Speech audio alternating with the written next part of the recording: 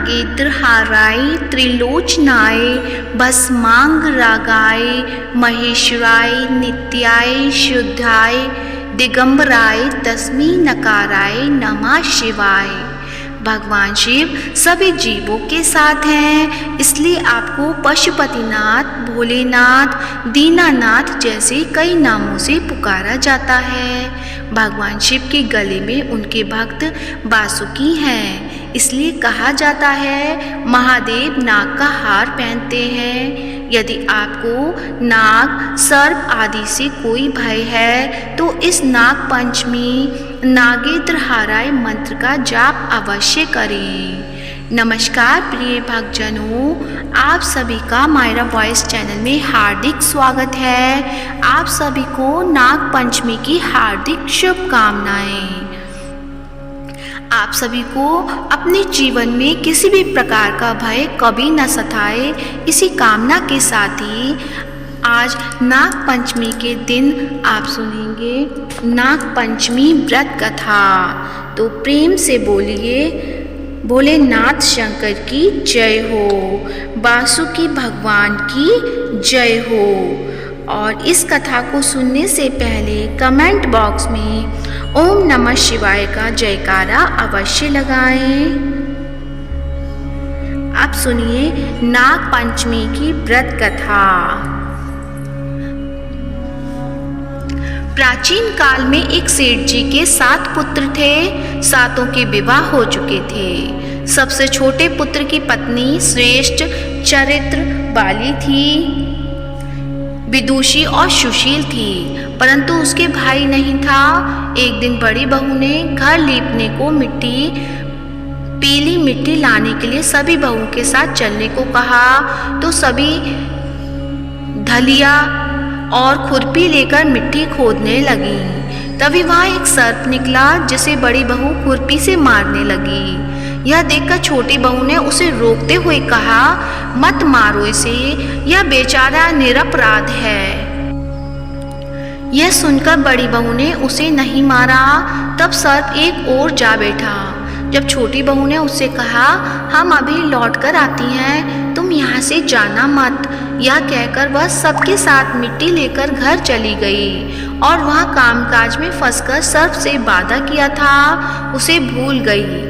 उसे दूसरे दिन वह बात याद आई तो सबको साथ लेकर वहां पहुंची और सर्प को उस स्थान पर बैठा देखकर बोली, सर्प भैया नमस्कार। सर्प ने कहा, तू भैया कह चुकी है इसलिए तुझे छोड़ देता हूँ, नहीं तो झूठी बात कहने के कारण तुझे अभी डस लेता। वह बोली, भैया मुझसे भूल हो गई, उसकी क्षमा मांगती हूँ। तब सर्प बोला, अच्छा तू आज से मेरी बहन हुई और मैं तेरा भाई हुआ, तुझे जो मांगना हो मांग ले। वह बोली, भैया मेरा कोई नहीं है, अच्छा हुआ जो तू मेरा भाई बन गया।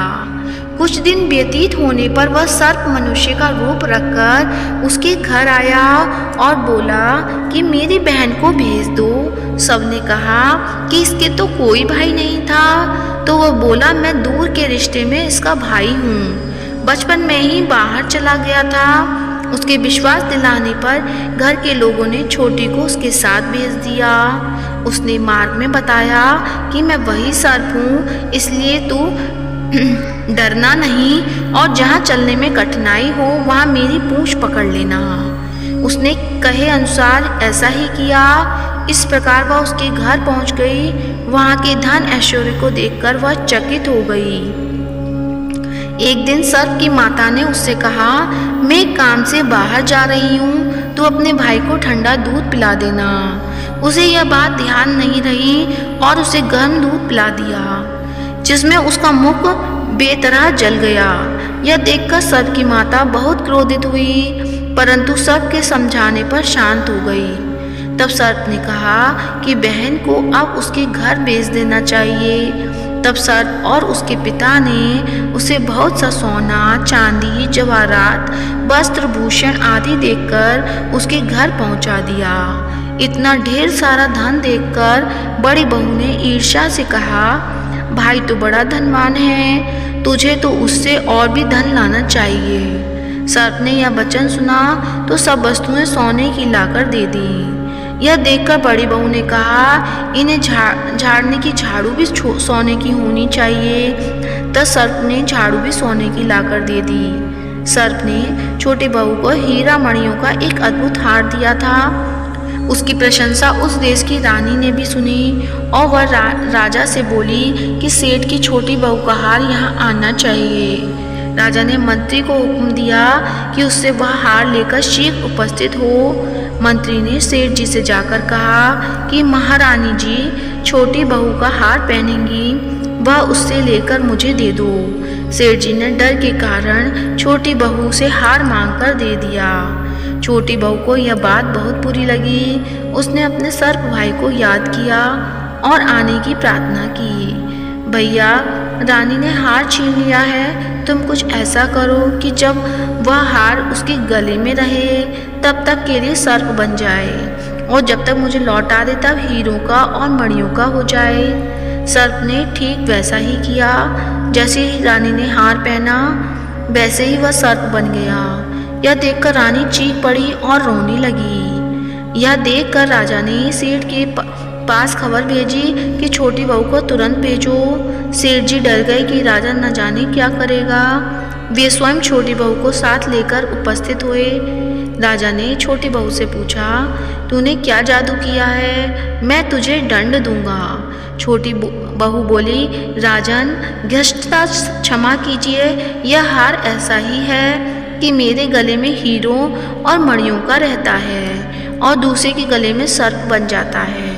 यह सुनकर राजा ने वह सर्प बना हार उसे देकर कहा, अभी पहनकर दिखाओ। छोटी बहू ने जैसे ही उसे पहना वैसे हीरो मणियों का हार हो गया।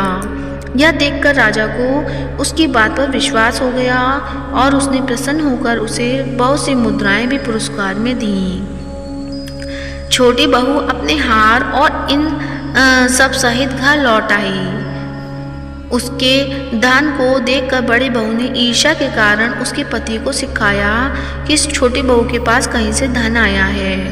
यह सुनकर उसके पति ने अपनी पत्नी को बुलाकर कहा, ठीक ठीक बता कि यह धन तुझे कौन देता है। तब वह सर्प को याद करने लगी। तब उसी समय सर्प ने प्रकट होकर कहा, यदि मेरी धर्म बहन के आचरण पर संदेह प्रकट करेगा तो मैं उसे खा लूँगा।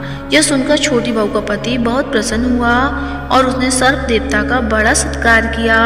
उसी दिन से नागपंचमी का त्योहार मनाया जाता है और स्त्रियां सर्प को भाई मानकर उनकी पूजा करती हैं। तो प्रेम से बोलिए, हर हर महादेव, वासुकी भगवान की जय हो।